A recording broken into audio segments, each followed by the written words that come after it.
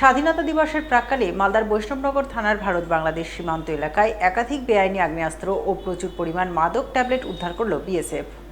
ঘটনায় এক যুবক ধরা পড়ল বিএসএফের হাতে। পরে তাকে সহ উদ্ধার আগ্নেয়াস্ত্র ও মাদক ট্যাবলেট বিএসএফের তরফে তুলে দেয়া হলো বৈষ্ণবনগর থানার পুলিশের হাতে। পুলিশ সূত্রে জানা গেছে, ধৃত যুবকের নাম নাবিরুল শেখ, বয়স 28 বছর, বাড়ি বৈষ্ণবনগর থানার বৈদ্যপুর এলাকায়। সে শুক্রবার রাতে বৈষ্ণবনগরের দৌলতপুর ভারত বাংলাদেশ সীমান্ত এলাকায় বেআইনি আগ্নেয়াস্ত্র ও মাদক ট্যাবলেট পাচারের চেষ্টা করছিল। ওই সময় বিএসএফ তাকে পাকড়াও করে। ধৃতের হেফাজত থেকে উদ্ধার হয় 3টি 7mm পিস্তল, 6টি ম্যাগজিন এবং 15 রাউন্ড কার্তুজ। এছাড়াও ধৃতের হেফাজত থেকে মিলেছে 5000 মাদক ট্যাবলেট। ধৃত যুবক কোথায় আগ্নেয়াস্ত্র এবং মাদক ট্যাবলেট পেল, কোথায় পাচার করতে যাচ্ছিল, এই চক্রের সঙ্গে আর কেউ জড়িত রয়েছে কিনা ইত্যাদি প্রশ্নের উত্তর খুঁজতে পুলিশ তদন্ত শুরু করে এবং তদন্তের স্বার্থে শনিবার ধৃতকে 7 দিনের পুলিশি হেফাজত চেয়ে পেশ করে মালদা জেলা আদালতে।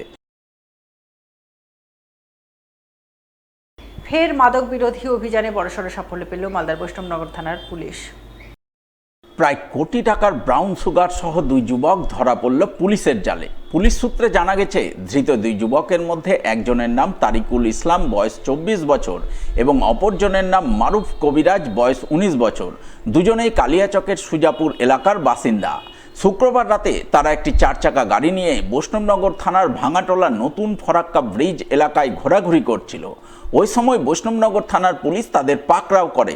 তল্লাশিতে ধৃতদের হেফাজত থেকে উদ্ধার হয় 1 কেজি 315 গ্রাম ব্রাউন সুগার, যার আনুমানিক মূল্য প্রায় 1 কোটি টাকা। তারা বিপুল পরিমাণ মাদক কোথায় পেল, কোথায় পাচার করতে যাচ্ছিল তা খতিয়ে দেখতে শনিবার ধৃতদের 7 দিনের পুলিশি হেফাজত চেয়ে পেশ করে মালদা জেলা আদালতে। মালদার মানিকচকের ভূতনি ও মথুরাপুরের নদী ভাঙন প্রতিরোধের কাজ পরিদর্শনে এলাকাবাসীর কাছে নিম্নমানের কাজের অভিযোগ শুনলেন মানিকচকের বিধায়ক গৌরচন্দ্র মণ্ডল।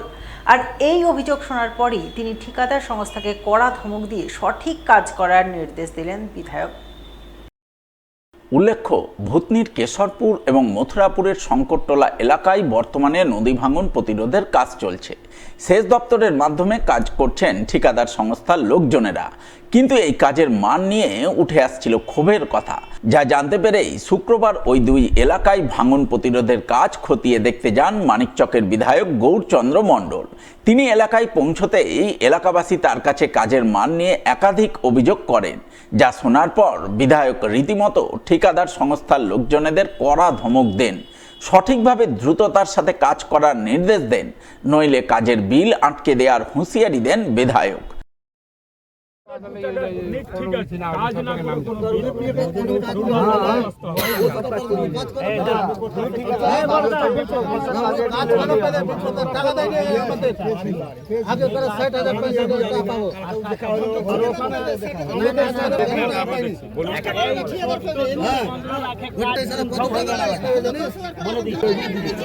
কিন্তু আপনাদের দায়িত্ব নিয়ে থাকতে হবে, কাজ অফিসাররাও থাকবে, সহযোগিতা করতে হবে, এজেন্সিকে সহযোগিতা করতে হবে। পরের বছর গঙ্গা ভাঙন হবে না, এইটুকু দায়িত্ব নিচ্ছে। কিন্তু ভূতনিতে এইখানে বেশ কিছু জায়গায় প্রতি বছর ভাঙন হয়, এবার একটু কম আছে। কেশরপুর কলোনি, রতনপুরে বাঁধের পশ্চিম রতনপুর আছে, কেশরপুর কলোনি, কালুটনটোলা, তারপরে হচ্ছে বসন্তটোলা, এইগুলো তো ভাঙন বেশ কিছুদিন থেকে কমপ্লেন এসেছিলো যে ঠিকাদার সংস্থা ঠিকঠাক কাজ করছে না। দুর্নীতি বরদাস্ত নয়, কারণ একই এজেন্সি আছে, আগে লুটেছে তৃণমূল আমলে, এই আমলে অফিসারকে পরিষ্কার বলে দিয়েছি লুটা চলবে না, যার টাকার কাজ আছে সিডিল হিসাবে কাজ করতে হবে। পরিদর্শনে এসেছি, ভাঙন বর্তমান পরিস্থিতিতে কম আছে, কিন্তু যে কটা জায়গায় বাঁধের কোথাও 50 মিটার 40 মিটার, কোথাও 60 মিটার দূরে আছে, সেইগুলোতে এমার্জেন্সি পিরিয়ডে কাল থেকেই কাজ করতে বলেছি। যে এজেন্সি কাজ পেয়েছে, 3 জন কাজ পেয়েছে, তাদেরকে কাজ করার নির্দেশ দিয়েছি। এবং ভূতনিবাসীকেও বলেছি নিজের কাজ নিজে বুঝে নিতে হবে। যেরকম বিধায়ক নির্বাচন করেছে ওরা, নিজের কাজটাকেও তাদেরকে বুঝে নিতে হবে, ভালো করে তাদেরকে কাজটা করিয়ে নিতে হবে।